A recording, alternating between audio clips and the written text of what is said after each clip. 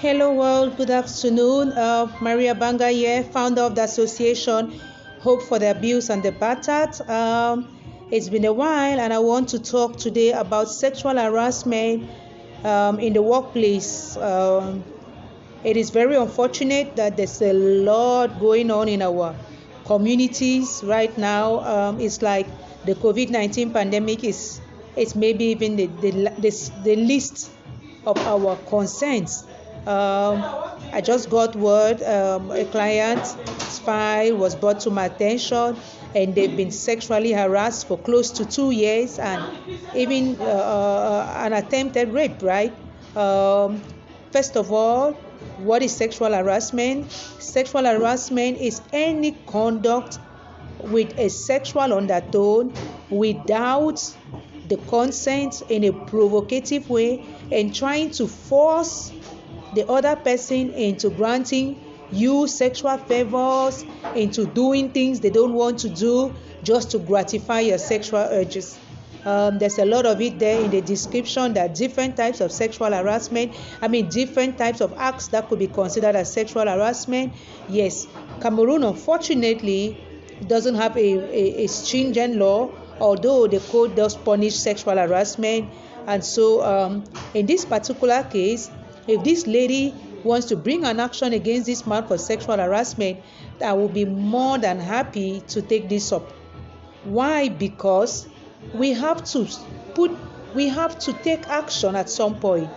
When none of them is brought to justice, even if justice is not seen as to be done, just the mere fact of bringing them to justice, it kind of sends some news to the community of sexual molesters and harassers that, hey, the victims are not just going to resign and go and suffer in silence and say they're not going to talk about it. No, they're going to talk about it.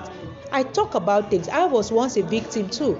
And so I am really, really, really angry in this particular case. It's like, why? If it's not a way of taking advantage of vulnerable employees, mostly females, I know some men will say, oh, men are also sexually harassed at the workplace, whatever. But mostly females, and this particular case is a young, vulnerable female. You know, in Cameroon right now, there's a crisis. So people have been displaced. People are struggling to make ends meet. So if you have a job, whatever that job is, maybe in a restaurant, in a bank, in a retail store, you are not going to start insisting, oh, I need an employment contract, oh, I need pay slips, oh, I need to set clear boundaries and all of those things. No, you're just so grateful to have a job. And then now you have a job which might not even be remunerative enough for you to meet up with your needs. And then you have to deal with a supervisor or a manager who is sexually harassing you. How traumatizing is that? As if even going to work during this period is not enough. You have to still go and be facing somebody touching your breast, somebody touching your buttocks, somebody sending you provocative messages on WhatsApp, somebody sending you compromising pictures, somebody calling you at odd hours of the day to talk to you, somebody asking you to dress this way or that way. Why? Are you his wife? It's supposed to be a very professional relationship. If you don't want it professional anymore, then go and formalize it, turning it into something else. But don't harass. I know that some people have met at the job site and they fell in love and they got married. That is different. That is why consent is very important. But if there's no consent, then that is harassment.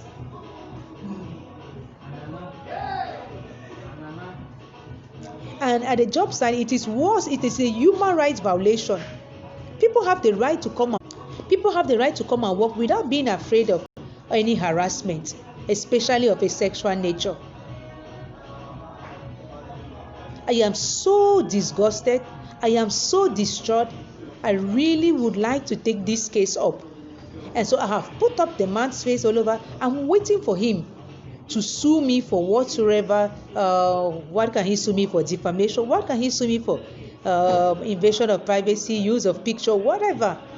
And then we will see how far this is going to go, because I have much more evidence. And so I'm really waiting. I hope somebody can identify that man and tell him, hey, your pictures are on social media. This is terrible.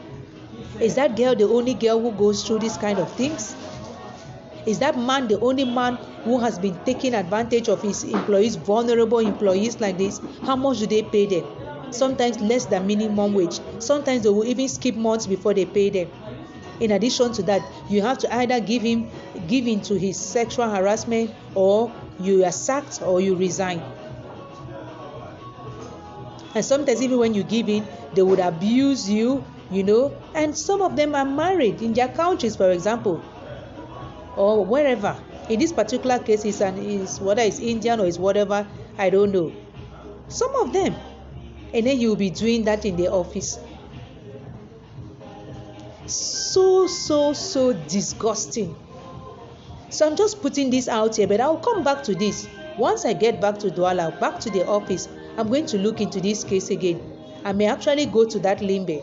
This is why I really need people who are as wounded or angry as myself to join me. Join Hope for the Abused and the Battered.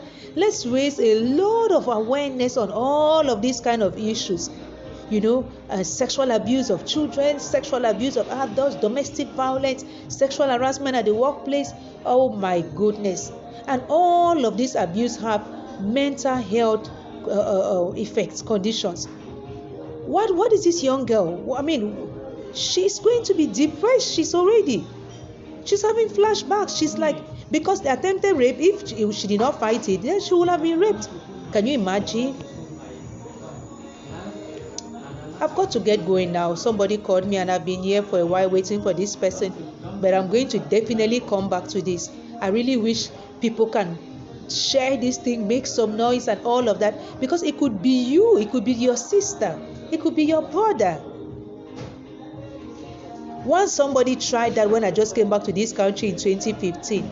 They said, come and see me, let's talk about, your reintegration.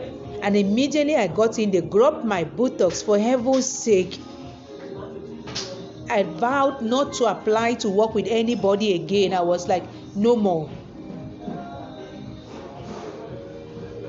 This is simply terrible.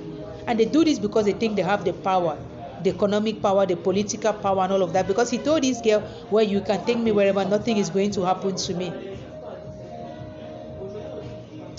Okay, well, take care everybody. Have a good Friday evening. It's time for me to go home. God bless us all.